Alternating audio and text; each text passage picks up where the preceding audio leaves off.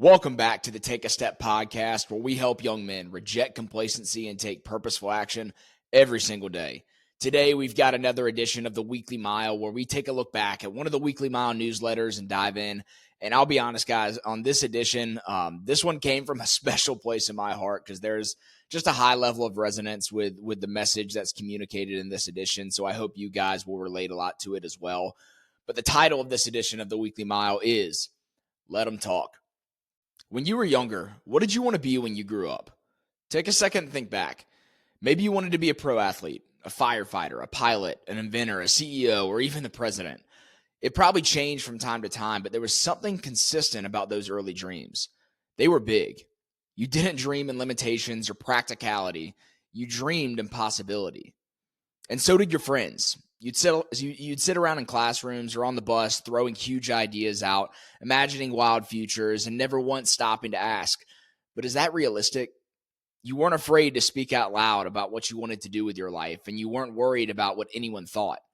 But somewhere along the way, that changed. Have you noticed how people's dreams shrink as they grow up? How the answers to what do you want to do get safer, less exciting, and more acceptable? Why does that happen? There are plenty of reasons. Life gets more complicated, responsibility kicks in, people face real setbacks and failures. But there's one reason I've seen over and over again that kills more dreams than anything else: conforming to what's normal. People stop dreaming because they feel like they have to live inside this box that society builds around them. They take the job that looks responsible, not the one that excites them. They follow a path that's predictable, but not purposeful. They tone things down because they don't want to stand out, so that they don't rock the boat, so that they don't draw criticism or raise eyebrows. But here's what no one tells you. The reason people mock big dreams isn't because they don't believe in them. It's because they wish that they had the courage to pursue them themselves. When someone steps outside the line, I'll stop real quick. I want to go back and read that one more time just to make sure that sets in. The reason people mock big dreams isn't because they don't believe in them, but it's because they wish they had the courage to pursue them for themselves. So when someone steps outside the line, when they go all in on something big, it confronts the people around them with their own inaction. And instead of dealing with that discomfort, it's easier to throw shade. It's easier to label them as unrealistic, naive, or trying too hard. But let's call it like it is. Most of the time, that criticism is just insecurity with a microphone. There's a comfort in mediocrity. There's safety in staying within the crowd. There's less risk when you aim low. But you weren't created for low aims. You weren't wired for a safe life. And you certainly weren't called by God to settle for a story that never stretches your faith. So let them talk. Let people whisper when you say no to the easy path. Let them laugh when you put your name on a big vision. Let them roll their eyes when you spend your evenings building instead of binging. Let them talk. Because when you step into the calling that God's placed on your life, when you finally choose purpose over popularity, obedience over opinions, you'll start walking in a direction that doesn't make sense to the crowd, and that is okay. You're not trying to live a life that makes sense. You're trying to live a life that matters. And those who dance were considered insane by those who could not hear the music. Friedrich Nietzsche. And here's the best part. The people who talk now might just be the people who follow later. The same ones who criticize your courage might come to you in 5, 10, 20 years and ask how you did it. And when they do, you'll have a chance to lead them, not because you were perfect, but because you took a step. You built something meaningful. You lived with purpose. So don't fold your dream to fit someone else's fear. Don't shrink your calling just to keep others comfortable. Don't slow down just because the crowd isn't cheering. Build it anyways. Chase it anyways. Walk it out anyways. And remember, if God put that dream on your heart, there's intent behind that. You're not too young. You're not too late. You're not too far behind. You just need to take a step. Here are 3 questions as some next steps that can help generate some action. What dream or vision have you been keeping quiet about out of fear of what others might think? Who are the voices in your life that are keeping you in a box, and how can you limit their influence moving forward?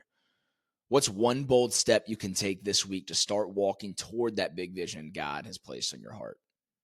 Now, before we wrap up, I want to talk about this for just a second, because this topic right here is one that resonates so much with me, and it hits at a level that very few other topics do, because for so long in my life, I was stuck and really held captive by the opinions of others. I was so obsessed with making sure I had the approval and validation of everyone else around me, to where if someone had an opinion, it affected every decision I made. And what I look back to is like I had not yet defined what success meant to me. And there's a great quote that I heard a couple months ago that I think a lot of people will love. But it's, if you try to run down everyone else's path, you're never going to pave your own. If you try to run down everyone else's path, you're never going to pave your own. What's your path? What's your definition of success? What calling has God placed on your life? What's that purpose that he's designed you with? You know, God's designed each and every one of us on purpose for a specific purpose. And it's on us to discover what that purpose is. And that doesn't come from sitting back and just waiting and hoping that through planning that purpose is going to just hit us in the face. It comes through acting. We find clarity through our actions. You know, Romans 12:2 says, "Do not conform to the patterns of this world, but be transformed by the renewing of your mind. That by putting to the test, you will be able to discern what is the perfect will of God."